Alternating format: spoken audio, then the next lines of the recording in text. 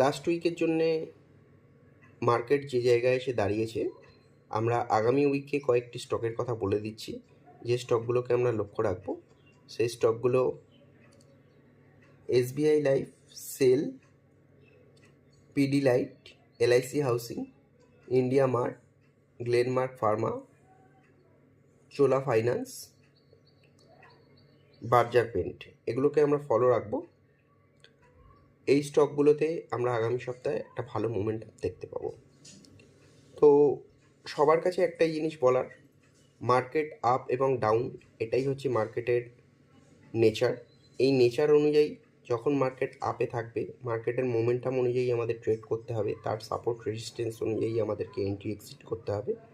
ঠিক মার্কেট যখন কারেকশান হবে তখন আমরা যে কোনোভাবেই হোক না কেন মার্কেটের মোমেন্টাম অনুযায়ী আমরা সেল করবো স্টকে, ভালো প্রফিট নিয়ে